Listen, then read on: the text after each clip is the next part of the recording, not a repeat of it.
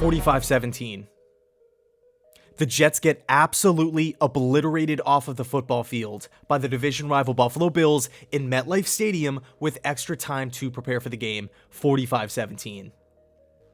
Ownership needs to reach out to every Jet fan that attended today's game, attended today's bloodbath, to apologize, personally apologize for this massacre, 45-17 with extra time to prepare.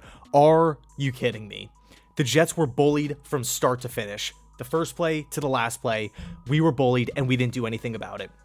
The Bills defense was teeing off on Mike White, hitting him late, jumping on him after the whistle, dancing all around the football field, throwing the ball up 28 points, taking deep shots at Stephon Diggs. And what did the Jets do? They took it. They laid down. I mean, how humiliating, how embarrassing for Roberts. Outcoached once again. 45-17. Failing on so many different metrics. Once again, starting off slow, by the way. The number one thing that we talked about all week to compete, possibly win against the Buffalo Bills was to play mistake-free football. We're not asking Mike White to throw for another 400 yards, 5 touchdown passes. No, let's just play some mistake-free football, and I believe the Jets can hang in there. We couldn't do it. We could not do it. We were penalized all day. We give up 9 penalties for 69 yards. I'm watching the game hoping for mistake-free football, yet we get flagged 9 times. Holdings all over the place, offensive pass interference. We were 3 of 13 on third downs. Unbelievable. That is unacceptable. 3 of 13. 3 of 13. 5 total turnovers. 4 picks from Mike White. 1 inexcusable fumble from Corey Davis going in a half. If he didn't fumble there, that could have set us up for a field goal. I'm not saying that lost us the game. I'm not saying that, the entire game came down to that one play, that one turnover, but it was a costly mistake. We could have had points on the board there. 5 total turnovers, 3 of 13 on third down, and flagged 9 times against one of the best teams in the NFL. It's not going to fly. It is not going to fly.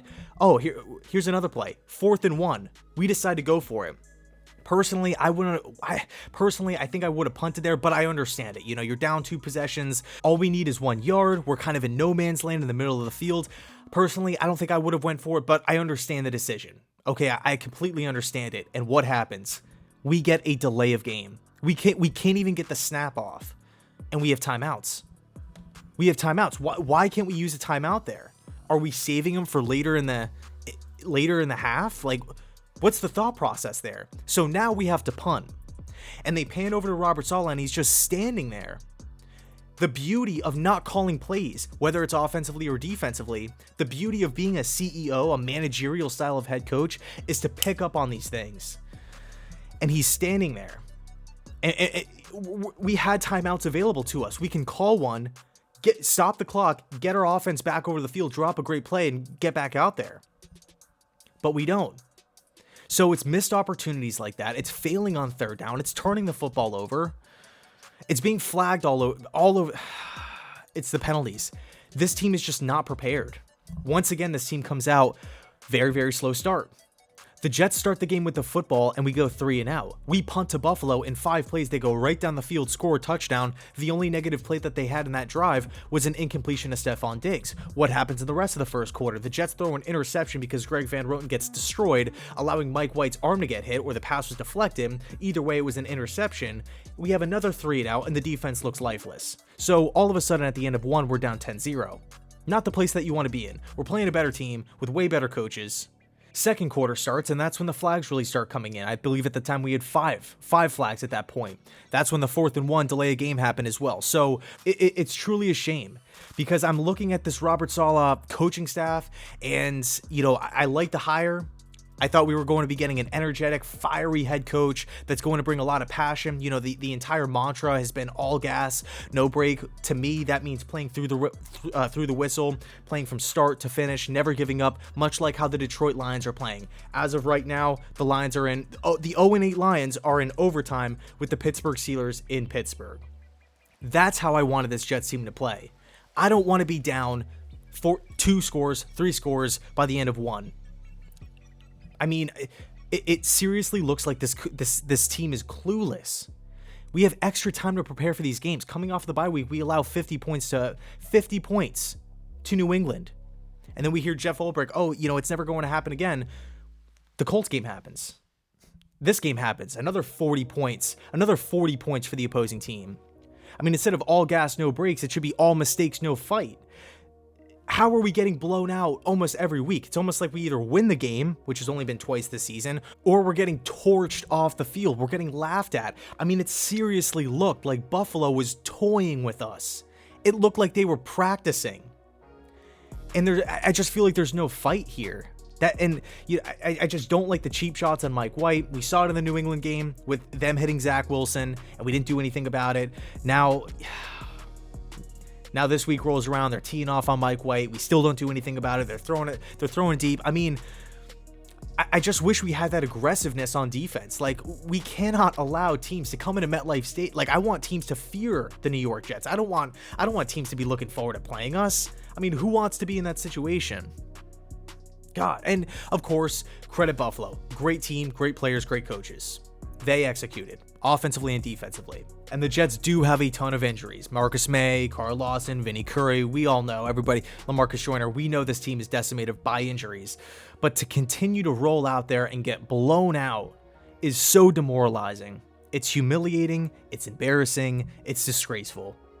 And look, again, we can say lack of talent. We can say rookie head coach, rookie OC, rookie quarterback. We do have a lot of excuses in our back pocket. But the Lions are playing hard. The Eagles don't have much talent. They're playing hard. I mean, there are bad teams out there that are playing hard, that are fighting tooth and nail to the end of the game. Jacksonville, they just beat Buffalo 9-6.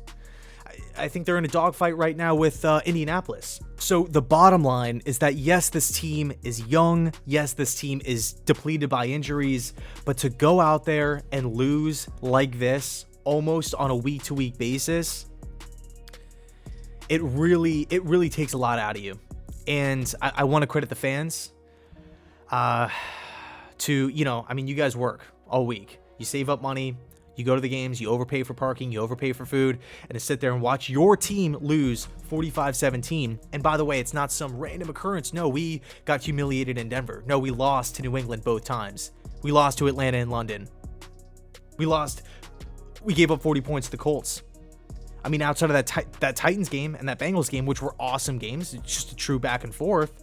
It's been a lot of negative stuff. It's been a lot of embarrassing plays. So we got the Miami Dolphins this upcoming week. We'll see what happens.